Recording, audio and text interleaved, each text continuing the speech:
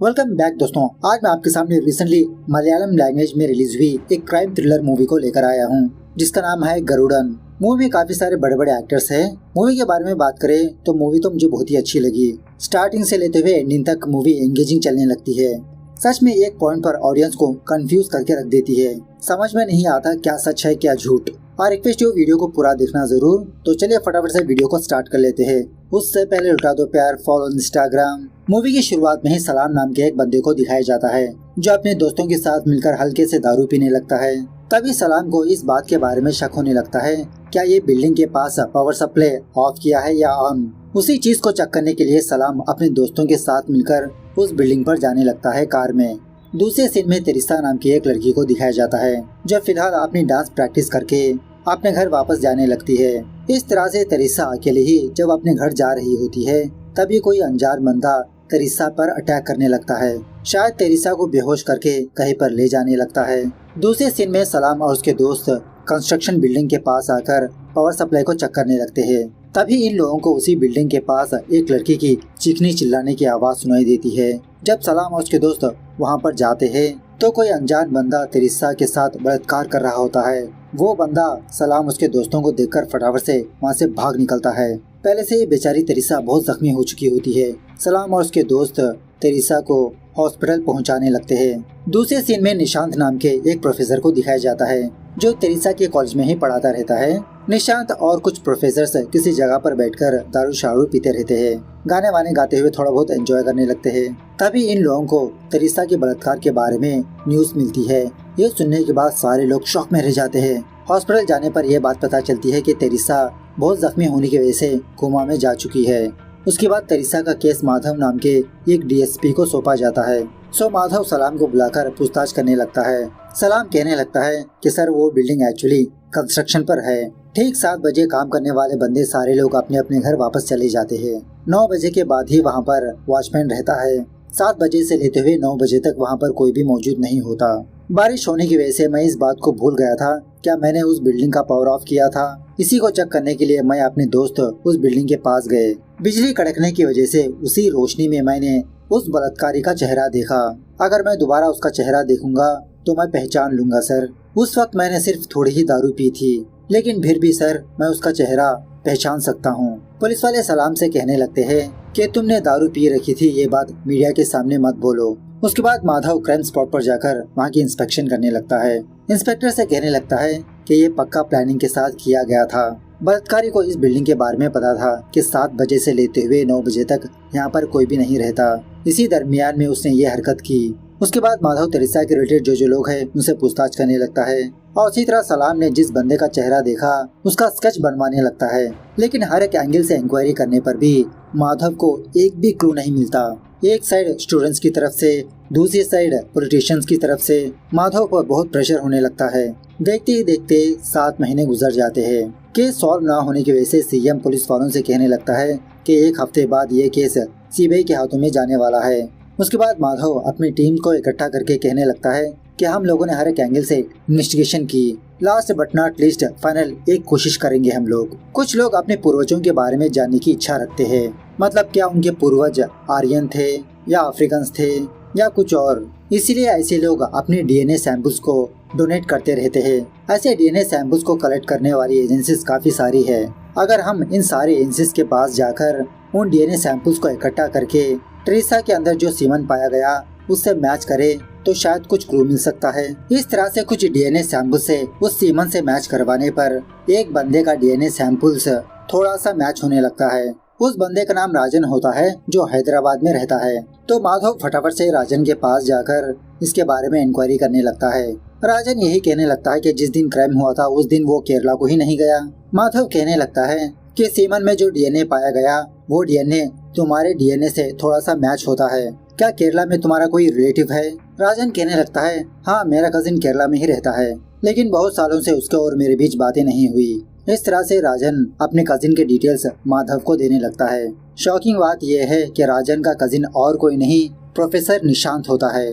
उसके बाद सलाम को दूर से ही निशांत को बताकर पूछने लगते हैं क्या उस रात तुमने जो बंदे को देखा क्या वो यही है? बहुत सोचने के बाद पहले सलाम ना का जवाब देने लगता है, लेकिन जब पुलिस वाले सलाम को बार बार पूछने लगता है कि गौर से देखकर बताओ क्या उस रात तुमने इसी बंदे को देखा था, तो सलाम हाँ का जवाब देने लगता है। उसके बाद पुलिस वाले निशांत के घर में काम करने वाली बाई से निशांत के रिलेटेड कुछ चीजें मंगवाते हैं डीएनए सैंपल्स को हासिल करने के लिए। सो निशांत के डीएनए से और उस सीमन के डीएनए से मैच करवाने पर वो मैच हो जाता है। बाद में माधव निशांत के साथ काम करने वाले प्रोफेसर से निशांत के बारे में पूछताछ करने लगता है। निशांत के दोस्त कहने लगते हैं कि उस रात निशांत हमारे साथ ही दारू पी रहा था। हमारे बीच एक छोटी सी पार्टी चल रही थी, लेकिन पार्टी के दौरान दारू खत्म हो जाने की वजह से निशांत दारू लाने के लिए बाहर गया। एक्चुअली निशांत को दारू पीने की आदत नहीं होती, बस उस रात अपने दोस्तों के साथ बैठा होता है। उस रात जबरदस्त बारिश हो रही थी, लेकिन इसके बावजूद भी निशांत दारू लेकर आ गया, लेट से ही सही। निशांत वापस आने के थोड़ी देर बाद ही हमको तेरेसा के बारे में न्यूज़ पता चली, और इसी तरह निशांत के दोस्त ये भी कहने लगते हैं कि निशांत बहुत ही अच्छा बंदा है। लेकिन इसके बावजूद भी माधव इन्हीं सबूतों के आधार पर निशांत को गिरफ्तार करने लगता है। इंक्वायरी करने पर निशांत यही कहने लगता है कि मैंने किसी का भी बलात्कार नहीं किया। उसके बाद निशांत का केस कोर्ट में पेश किया जाता है। माधव का फ्रेंड लॉयर थॉमस सलाम से कहने लगता है कि तुम कोर्ट में ये मत कहना कि तुम उस रात दारू पी रखी थी, वरना तुम्हारा बयान नहीं चलेगा। कोर्ट में सुनवाई होने पर सारे सबूत निशांत के खिलाफ होने की वजह से निशांत को 7 साल की सजा होती है। जेल जाते समय निशांत माधव से कहने लगता है कि आपने बहुत बड़ी गलती कर दी, आपने ढंग से इन्वेस्टिगेशन नहीं की, मैं बेगुनाह हूँ। माधव यही कहने लगता है कि मेरी इन्वेस्टिगेशन कभी भी गलत नहीं हो सकती, गलती मैंने नहीं की, तुमने की है। उसके बाद सीन 7 साल के बाद शिफ्ट होता है। तेरेसा का फादर फिलिप सुबह सवेरे तेरेसा के कमरे में जाकर तेरेसा को बुलाने लगता है। तेरेसा जवाब ना देने पर फिलिप कहने लगता है क्या तुम अभी भी सो रही हो? चलो ठीक है, मैं अकेला ही जॉगिंग पर जाता हूँ। इस तरह से फिलिप अकेला ही अपनी जॉगिंग पर जाकर जब वापस अपने घर पर आता है तो इसका घर का दरवाजा खुला होता है। उसके बाद जब फिलिप तेरेसा के कमरे में जाता है तो बेड पर तेरेसा मौजूद नहीं होती। तभी अचानक से 2 लोग फिलिप के सामने आकर इस पर हमला करने की कोशिश करने लगते हैं। देखते ही देखते ये दोनों फिलिप को इंजेक्शन डालने लगते हैं। दूसरी तरफ माधव स्टेट मिनिस्टर के ऊपर केस डाला होता है, जिस वजह से मिनिस्टर के आदमी माधव के पास जाकर इसको वार्निंग देने की कोशिश करने लगते हैं, लेकिन माधव उन गुंडों को अपने कुत्ते से डराने लगता है। उसके बाद हमारे सामने एक और ट्विस्ट आता है। जिन दोनों ने फिलिप को इंजेक्शन डालकर ले गए थे वो और कोई नहीं, फिलिप के दोस्त है। एक्चुअल से तेरेसा अभी भी कोमा में ही होती है, हॉस्पिटल में अपना ट्रीटमेंट लेती हुई, लेकिन फिलिप की दिमागी हालत बिगड़ चुकी होती है। ये यही इमेजिनेशन में होता है कि इसकी बेटी तेरेसा अच्छी होकर फिट होकर वापस अपने घर आ गई, इसी के घर में अपनी जिंदगी गुजार रही है। इसीलिए फिलिप के फ्रेंड्स फिलिप को इंजेक्शन डालकर हॉस्पिटल पहुंचाकर उसका ट्रीटमेंट करवाते रहते हैं। दूसरी तरफ निशांत की सजा पूरी होने पर निशांत जेल से रिहा होने लगता है। उसके बाद जब निशांत अपने घर जाता है तो कोई भी इसको अपनाता नहीं, इवन इसकी बीवी हरिता भी नहीं। इसकी कॉलोनी वाले भी निशांत को बहुत गालियाँ देते हैं, अपने कॉलोनी में नहीं रहने देते। दूसरी तरफ माधव कुछ दिनों बाद रिटायर होने वाला होता है। रिटायर होने के बाद जो पैसे आते हैं उन पैसों से माधव अपने बेटे को फॉरेन भिजवाना चाहता है, और इसी तरह माधव और उसकी बीवी सिटी छोड़कर अपने गांव में जाकर अपनी जिंदगी गुजारना चाहते हैं। मतलब इस तरह से माधव का प्लान होता है। दूसरी तरफ निशांत जब भी सोता है तो इसको अपनी जेल की जिंदगी याद आती रहती है। जेल में सुनी नाम का एक बंदा और उसके साथी निशांत के पास आकर इसको बहुत मारा पीटा करते थे, लेकिन वहाँ के पुलिस वाले सुनी से डरते रहते हैं, सुनी को नहीं रोकते। खैर सुबह होने के बाद निशांत तेरेसा के हॉस्पिटल जाकर उसके बेड पर बुके रखता है। तेरेसा का फादर फिलिप ये चीज जानकर फटाफट से माधव को कॉल करके यही बात बताने लगता है कि वो निशांत मेरी बेटी के पास आया था, वो जेल से रिहा हो चुका है, क्या यही है जस्टिस? इस तरह से बेचारा रोने लगता है। उसके बाद माधव ने एक मिनिस्टर पर केस ठोका होता है ना, तो सारे सबूत उस मिनिस्टर के खिलाफ होते हैं, लेकिन वो मिनिस्टर हाई कोर्ट पर अपील करता है। उसके बाद माधव अपने बेटे को फॉरेन भिजवाने के लिए सारे इंतजाम करते रहता है। खैर एक रात माधव की मुलाकात निशांत से होती है। निशांत से पूछने लगता है कि आखिरकार तुम तेरेसा के पास क्यों गए? निशांत कहने लगता है कि तेरेसा के साथ जो हुआ बहुत बुरा हुआ, इसलिए मैं उसके पास जाकर प्रार्थना की कि तेरेसा जल्द से जल्द ठीक हो जाए। माधव कहने लगता है कि तुम्हारी चालाकी मेरे सामने नहीं चलेगी, अगली बार तुम तेरेसा के पास गए तो मैं तुमको डायरेक्ट शूट कर दूंगा। दूसरे दिन निशांत हाई कोर्ट पर जाकर तेरेसा का केस रीओपन करने के लिए पिटीशन डालता है। यह जानने के बाद माधव थॉमस के पास जाकर यही बात पूछने लगता है कि वो ऑलरेडी अपनी सजा पूरी करके बाहर आया, दोबारा उसने ये केस रीओपन क्यों किया। थॉमस कहने लगता है, अरे माधव, रीजन कुछ भी हो सकता है। शायद वो अपने बेगुनाही का सबूत देना चाहता है, या तो फिर उसका नुकसान हुआ उसकी भरपाई करने के लिए, समाज में अपनी जो इज्जत गवा दी वो हासिल करने के लिए, कुछ भी हो सकता है। At the same time Teresa का केस रीओपन होने की वजह से सारे मीडिया में तेरेसा की ही बात चलती रहती है। हाई कोर्ट भी निशांत की पिटीशन को एक्सेप्ट कर लेती है। खैर दूसरे दिन लॉयर थॉमस माधव को बुलाकर कहने लगता है कि केस में एक प्रॉब्लम आई है। पहली बार सलाम ने जो गवाही दी थी, अब सलाम कहाँ पर है पता नहीं चल रहा। इंक्वायरी की थी मैंने, पता चला था कि वो चेन्नई में काम करता है, लेकिन चेन्नई में कहाँ पर काम करता है ये बात पता नहीं चली। इवन इसका कॉन्टेक्ट नंबर भी नहीं मिला। उसके बाद निशांत का केस कोर्ट में सुनवाई पर आता है। जज निशांत से पूछने लगता है कि तुम्हारा लायर कौन है। निशांत एक जबरदस्त बात बताने लगता है कि जब मैं 7 साल तक जेल में रहा था, उन 7 सालों में मैंने LLB पढ़ के पास कर लिया। जज साहब मेरा केस मैं ही लड़ लूंगा। तो जज साहब इसकी परमिशन दे देते हैं। उसके बाद शॉकिंगली निशांत सलाम को कटघरे में बुलाता है। पूछने लगता है कि इतने दिनों तक तुम कहाँ पर थे। सलाम कुछ भी जवाब नहीं देता, चुपचाप खड़े रहता है। निशांत जज साहब से कहने लगता है कि जज साहब, सलाम एक पियक्कड़ बंदा है, कम्प्लीटली अल्कोहल का एडिक्ट हो चुका था, इसीलिए तमिलनाडु के एक सेंटर में अपना ट्रीटमेंट करवा रहा है। सिर्फ तमिलनाडु में ही नहीं बल्कि काफी सारे सेंटर्स में इसने थेरेपी ले रही है। 7 साल पहले जब सलाम ने उस रेपिस्ट को देखा था, उस वक्त भी सलाम ने पी रखी थी। तो जज साहब पूछने पर सलाम कबूल कर लेता है कि उसने दारू पी रखी थी। सो निशांत जज साहब से कहने लगता है कि पियक्कड़ बंदे की गवाही कोर्ट में कैसे चलेगी जज साहब। उसके बाद निशांत DNA सैंपल्स की जो टेस्टिंग करवाई थी उस एजेंसी के ओनर को कटघरे में बुलाता है। इस बंदे से पूछने लगता है क्या अब आपकी लैब वर्क हो रही है। ये बंदा हिचकिचाते हुए जज साहब से कहने लगता है, नहीं जज साहब, गवर्नमेंट ने हमारी लैब को सीज कर दिया। उसके बाद निशांत एक औरत को कटघरे में बुलाता है। पूछने लगता है क्या आपने उस DNA सैंपल्स के लैब पर केस ठोका था। यह औरत कहने लगती है, हाँ मैंने उस पर केस रखा था। निशांत पूछने लगता है क्यों। यह औरत कहने लगती है कि एक दिन मेरे और मेरे हस्बैंड के बीच झगड़ा हुआ था। उसी झगड़े के दौरान मेरे हस्बैंड ने मुझसे ये कहा कि हमारी जो बेटी है वो मेरे हस्बैंड की नहीं है। मेरा हस्बैंड मेरे ऊपर केस भी ठोका। तो क्लैरिटी के लिए कोर्ट DNA सैंपल्स करवाने लगी और ये सैंपल्स उसी लैब में हुए थे, लेकिन उस लैब वालों ने रिपोर्ट नेगेटिव दे दिया। मतलब इस औरत की बेटी इसके हस्बैंड से नहीं हुई। तो मैं अपने DNA सैंपल्स हैदराबाद और दिल्ली को भिजवाकर टेस्ट करवाया तो वहाँ पर पॉजिटिव निकल कर आया। मतलब मेरी बेटी मेरे हस्बैंड की ही है, जिसका मतलब उन लैब वालों ने झूठी रिपोर्ट दी, इसीलिए मैंने उस लैब वालों पर केस ठोका।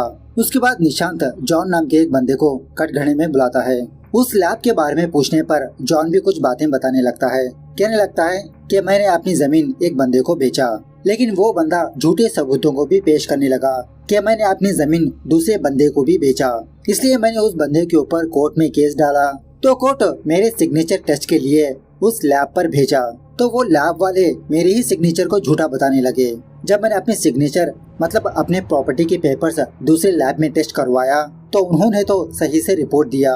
झूठी रिपोर्ट देने पर मैंने उस लैब के ऊपर केस डाला। तो उसके बाद निशांत जज साहब से कहने लगता है, जज साहब वो लैब वाले झूठी रिपोर्ट देने की वजह से ही गवर्नमेंट ने उस लैब को सीज कर दिया। और एक्चुअली 7 साल पहले मेरे केस में भी मेरे DNA सैंपल्स इसी लैब में टेस्ट करवाए गए थे। उन्होंने ऐसी झूठी रिपोर्ट दी। उसके बाद निशांत मुरुगन नाम के एक कैदी को कटघरे में बुलाता है। मुरुगन जज साहब से कहने लगता है कि जज साहब, मैं जेल की सजा काट रहा हूँ, 2 हफ्तों के बाद मेरी सजा पूरी हो जाएगी। एक्चुअली उस रात मैंने ही तेरेसा का बलात्कार किया था, निशांत सर ने नहीं। बलात्कार करने के बाद मैं उसी वक्त दूसरे शहर भाग गया। वहाँ पर दूसरे क्राइम में पुलिस वालों ने मुझे गिरफ्तार कर जेल भेज दिया। लेकिन जज साहब, अब मैं अच्छा बंदा बन चुका हूँ, मुझे भगवान पर भरोसा हो चुका है। मैं अपने गुनाहों का पश्चाताप करना चाहता हूँ, इसलिए कोर्ट में आकर मैं अपना जुर्म कबूल कर रहा हूँ।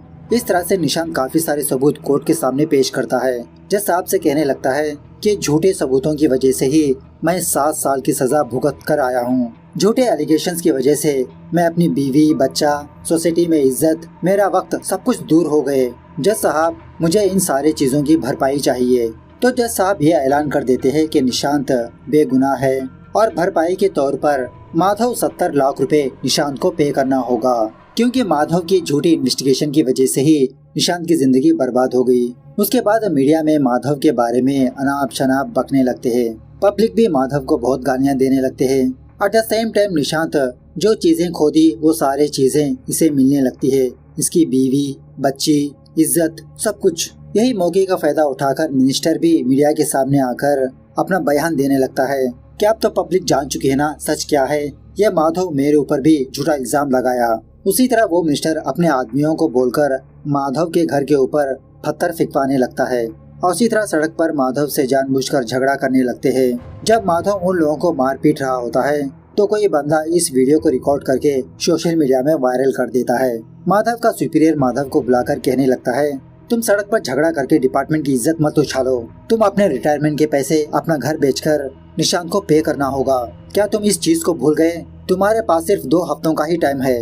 उसके बाद निशांत अपनी नई ऑफिस खोलकर लॉयर की प्रैक्टिस करने लगता है। उसी रात कुछ लोग माधव के घर जाकर माधव के घर में जो कूता है ना उसको मार देते हैं, जिसकी वजह से सेफ्टी के तौर पर माधव अपनी बीवी और बेटे को अपने गांव भिजवा देता है। दूसरे दिन तेरेसा का फादर माधव से मिलकर कहने लगता है, गलतियां सब लोग करते हैं। तुमने मेरी बेटी को न्याय दिलवाने के लिए बहुत लड़ा, बहुत मेहनत की। बस इसी प्रोसेस में तुमसे एक छोटी सी भूल हो गई। मुझे भी लगता है कि शायद निशांत बेगुनाह है। माधव, अब तुम इस केस को छोड़ दो। मैं तो मरने तक भी मेरी बेटी का ट्रीटमेंट करवाते रहूंगा। लेकिन माधव को पक्का यकीन होता है कि निशांत ही असली कल्प्रिट है। उसके बाद निशांत जिस जेल में था, माधव उस जेलर से मिलने के लिए जाता है। जेलर कहने लगता है कि निशांत बहुत ही मासूम बंदा है। स्टार्टिंग में सुनी और उसके बंदे निशांत को बहुत मारा पीटा करते थे, लेकिन एक बार भी निशांत उन लोगों को नहीं मारा पलटकर। बाद में सुनी खुद निशांत का फ्रेंड बन गया। माधव सुनी के बारे में पूछने पर पता चलता है कि सुनी जेल से रिहा हो चुका है। जब माधव सुनी से मिलने के लिए जाता है तो सुनी बहुत बड़ा बिजनेसमैन बन चुका होता है। दूसरी तरफ अरुणिमा नाम की एक लड़की अपने दोनों दोस्तों के साथ मिलकर निशांत के पास जाती है। कहने लगते हैं कि हम भी आपके साथ काम करना चाहते हैं एज ए जूनियर की तरह। निशांत कहने लगता है कि मैंने नई ऑफिस ओपन की तो मेरे पास ज्यादा केसेस नहीं आ पाएंगे, इसलिए मैं आप तीनों को ज्यादा सैलरी पे नहीं कर पाऊंगा। अगर मंजूर है तो आप लोग प्रैक्टिस कर सकते हो। लेकिन फिर भी ये तीनों लड़कियां मान जाते हैं। पब्लिक निशांत को एज ए सेलिब्रिटी की तरह देख रहे होते हैं कि निशांत ने अपने हक के लिए लड़ा। नीतू नाम की एक रेडियो वाली लड़की निशांत को अपने स्टूडियो बुलाकर इसका इंटरव्यू लेने लगती है। इसके साथ सेल्फी भी लेती है। दूसरी तरफ माधव मुरुगेशन के बारे में इंक्वायरी करने लगता है। वही जो कोर्ट में कबूल कर दिया था ना कि इसी ने तेरेसा का बलात्कार किया था। तो एक चाय की दुकान वाला बंदा माधव से कहने लगता है कि हमेशा मुरुगन कोई ना कोई क्राइम करके जेल में ही रहता है। मुरुगन की फैमिली फाइनेंशियली बहुत ही वीक थी, लेकिन मुरुगन की बीवी को लॉटरी टिकट्स खरीदने का शौक था। 4 साल पहले मुरुगन की बीवी को लकीली बहुत सारा पैसा लॉटरी में लग गया, मतलब लॉटरी जीत गई। उन्हीं पैसों से मुरुगन की बीवी बहुत बड़ा फ्लैट लेकर सेटल हो चुकी है। उसके बाद माधव सलाम से जा मिलता है कि सर, मैंने पहली बार गवाही देकर गलती कर दी। काश मैं पहले ही बता देता कि निशांत बलात्कारी नहीं था। झूठी गवाही देने पर ही लोग मुझसे नफरत कर रहे हैं। आप देखिए, मैं पैरालाइज हो चुका हूँ। मेरे आसपास कोई भी मौजूद नहीं है मेरी देखरेख करने के लिए। खैर, अब माधव निशांत के बारे में ही इन्वेस्टिगेशन करते हुए बहुत दारू पीने लगता है। माधव का फ्रेंड थॉमस माधव से कहने लगता है कि भगवान ही जब जब गलतियां करते हैं। तुम तो एक इंसान हो, बस तुमने एक केस में गलती की, अब इस केस को छोड़ दो यार। माधव यही कहने लगता है कि मैं कभी भी गलती नहीं करता, मेरी इन्वेस्टिगेशन में कोई भी कमी नहीं थी। उसके बाद माधव थॉमस को अरुणिमा की फोटो दिखाकर कहने लगता है कि ये लड़की निशांत के पास एज ए जूनियर की तरह ज्वाइन हो चुकी है। मेरे हिसाब से निशांत नेक्स्ट अरुणिमा को बलात्कार करेगा, तब मैं उसको पकड़ लूंगा। सो दूसरे दिन से माधव अरुणिमा को फॉलो करते रहता है। एक रात जब माधव अरुणिमा को फॉलो कर रहा होता है, माधव के आंखों के सामने ही कोई अनजान बंदा अरुणिमा को किडनैप करने लगता है। उस लड़की को बाथरूम में ले जाता है। ये देखकर माधव फटाफट से बाथरूम में जाता है। बाथरूम में अरुणिमा के अलावा कोई भी मौजूद नहीं होता। होश में आने के बाद अरुणिमा जोर जोर से चीखने चिल्लाने लगती है कि प्लीज मुझे कुछ मत करो, मुझे छोड़ दो। उसी वक्त पुलिस वाले वहाँ पर जाकर माधव को अरेस्ट कर लेते हैं। पुलिस वालों के सामने अरुणिमा ये बयान देने लगती है कि काफी सारे दिनों से माधव मुझे फॉलो करता आ रहा है और आज रात पीछे से मुझ पर अटैक करके मेरे साथ बलात्कार करने की कोशिश की। इसी गवाही पर माधव को अरेस्ट कर लिया जाता है, सेल में डाल दिया जाता है। थॉमस माधव के पास आकर इसको डांटने लगता है, निशांत को सजा दिलवाने के चक्कर में तुम खुद सजा भुगत रहे हो। तुम्हारा केस मैं क्या, कोई भी लॉयर नहीं लड़ेगा। सारे मीडिया में माधव की ही चर्चा होने लगती है। यह जानने के बाद निशांत माधव के पास जाकर कहने लगता है कि तुम्हारा केस कोई भी लॉयर टेकअप नहीं करेगा। लेकिन मैं तुम्हारा केस लड़ूंगा। तुम मुझे अपना दुश्मन मान रहे हो, लेकिन मेरे अंदर ऐसी कोई फीलिंग्स नहीं है। तभी माधव एक जबरदस्त ट्विस्ट बताने लगता है। क्या तुमको ओमेगा इन्फोटेक कंपनी याद है? मुझे तुम्हारे बारे में सब कुछ पता है। इस तरह से जो हुआ वो बताने लगता है। जब निशांत जेल में था उस वक्त सुनी और उसके आदमी निशांत को बहुत मारा पीटा करते थे। इसी दरमियान में सुनी को इस बात का डर होता है कि कहीं इसका ब्लैक मनी इनकम टैक्स वालों के हाथ ना लगे। अब इनकम टैक्स के बारे में निशांत बहुत अच्छी तरह से जानता होता है। सुनी की प्रॉब्लम जानकर सुनी से कहने लगता है कि मैं तुम्हारे ब्लैक मनी को व्हाइट में कन्वर्ट कर दूंगा। इस तरह से सुनी का सारा पैसा हवाला के जरिए से दूसरे कंट्री भेजवा देता है। बाहर कंट्री में ही सुनी के नाम से एक फेक कंपनी एस्टैब्लिश करता है। उसी तरह नाइजीरिया में एक और फेक कंपनी स्टार्ट करता है। तो नाइजीरियन की कंपनी इंडिया की कंपनी को कुछ पैसे भेजती रहती है कुछ प्रोजेक्ट्स के लिए।